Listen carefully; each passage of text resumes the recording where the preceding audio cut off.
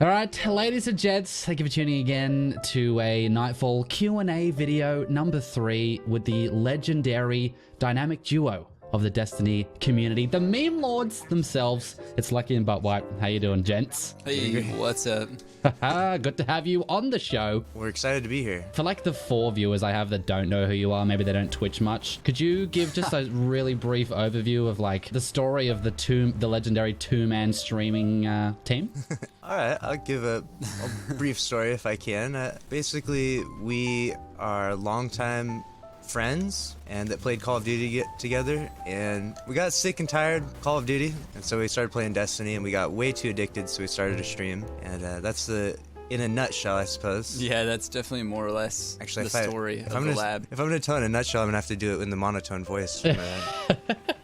Monotone. You have to be like really sassy too. We are Luckyy Buttwipe. We are the greatest streamers on Twitch.tv. The greatest streamers ever to have streamed. And can you place me in the timeline? What was happening in the Destiny world when you guys first started streaming? Was it Dark Below? When was it?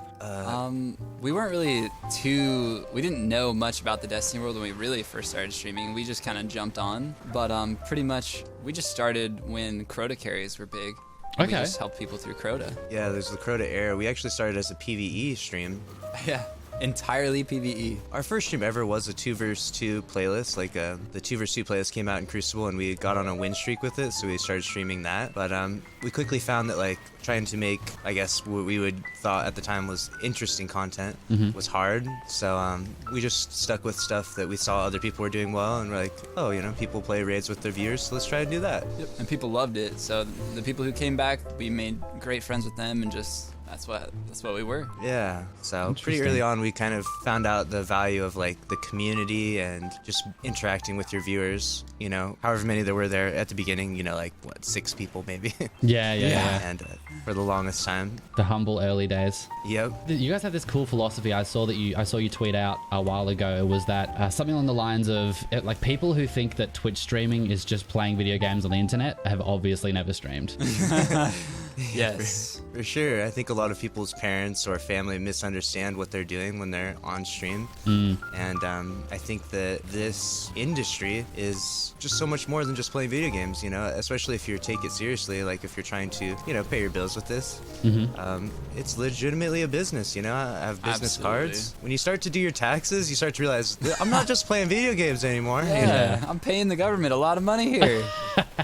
Yeah. And I think a lot of people just misunderstand it. You know, I see other people's parents and family just not approve of what they're doing. I'm like, it kind of saddens me, I guess, because my parents are very supportive, and I'm happy for that, I guess. Yeah, and would you agree that the gameplay almost takes like such a back seat compared to the community building aspects that is so much more important? Absolutely.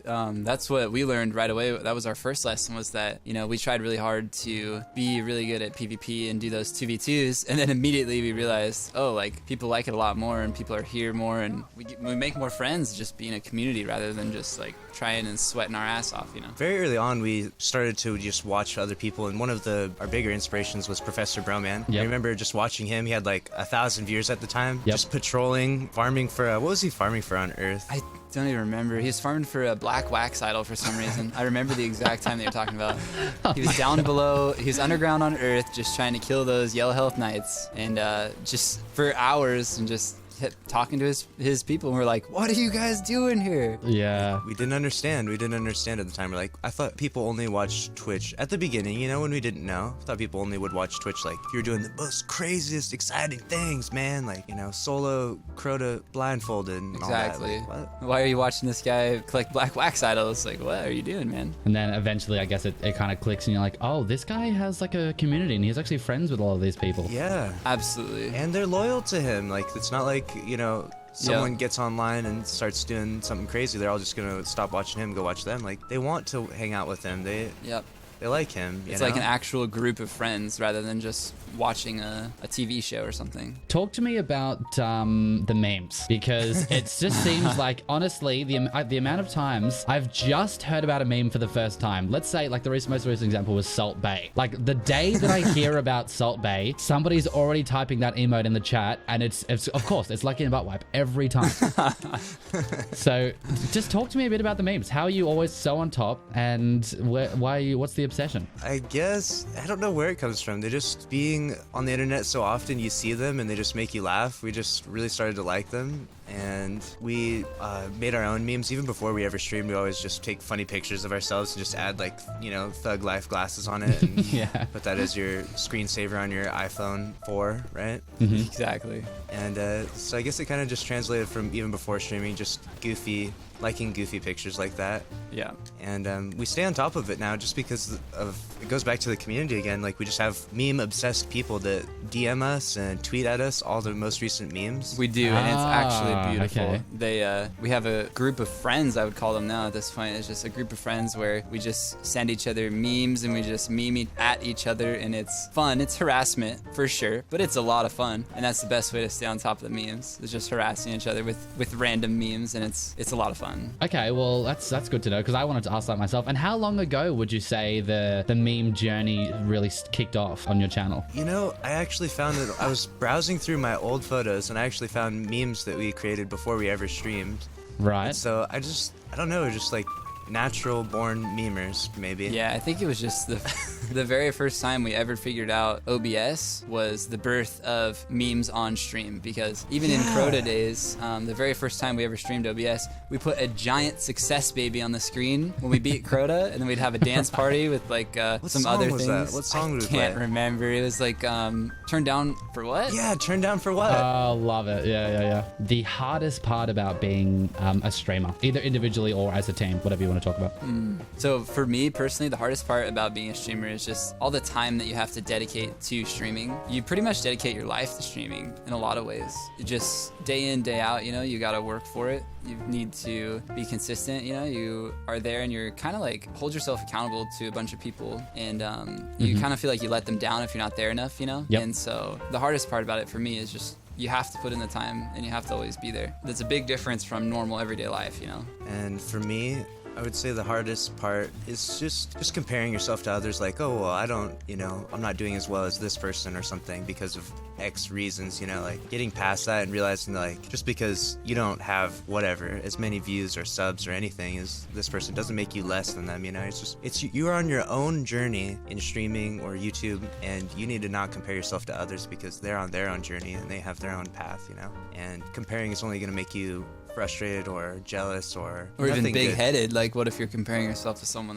that you're passing or something? Like, that's not where you want to be. 100%. Sure. I always find the comparison is just a lose-lose. Either you're going to feel inferior if you're on the losing side, or if you're on the winning side, now you have an ego and you're pretentious and you're awful and you're toxic. Yeah, there's no winning. good. For sure. Okay, cool. Next question. Do either of you have a talent that most people don't know about? That's an interesting question. I'll let you go first. Oh geez, put me on the spot. Do I have a talent? I don't know if I have a talent per se, but I like to go out and do like dirt bikes and ride motorcycles and stuff on my little bit of free time that I have. A lot of off-roading and stuff. Like, I don't know how much of a talent it is. I wouldn't say I'm pro, but that's one thing that I enjoy spending a lot of time doing. So My talent is I can actually read minds.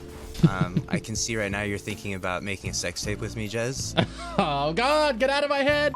Actually, before I streamed, I was a jiu-jitsu instructor in martial arts. Really? So, yeah, I'm actually a brown belt in jiu-jitsu, so I guess that would be my talent. Dude, everything in life makes sense all of a sudden. You have such a calm, poised, like Zen martial arts vibe that I never understood until this moment. Fair enough. Awesome. What's the funniest hate you've ever gotten online? we've gotten a lot of funny hate. My first example would be something happened to Buttwipe. We played a guy. Oh God. His name is Hot Cheetos. Throwing out names now. He's actually a good friend now. We like played him in trials, and like he got so upset that we like beat him, and that he continuously kept stream sniping us and matched us like repeatedly that day. Yeah. And he even matched Buttwipe when he was doing a 1v3 and booted his friends to 1v1 Buttwipe. Oh my. It was so. He hated me so much. That is so good. He'd come in chat and try and say things, and he'd, you know, it was awful at the time, but It spread throughout the span of like 4 to 5 hours. Like 4 to 5 hours of this guy's time was spent just trying to retaliate against beating him in trials. So I was like, yeah. it was interesting. That's hilarious. I'm so glad I asked that. Plowing ahead with questions here because he's almost dead. What was your first? This is actually something I'm interested in. What was your first big break while streaming on Twitch? I would say our first big break was honestly just when Trials came out, because it fit so well. I was going to say the exact same thing. It just fit fit so well because we were already doing Crota carries. So we would take like, you know, it was the two of us and then 4 people, or even just me and 5 people, and Luckyy would actually hold open the Gorgon chest at a time. And so Trials it fit really well because we were already doing carries at the time, and Trials is 3 people. So it would just be me and Luckyy, which we were already doing 2v2 win streaks before we did any of this, right? And so we were decent at PvP.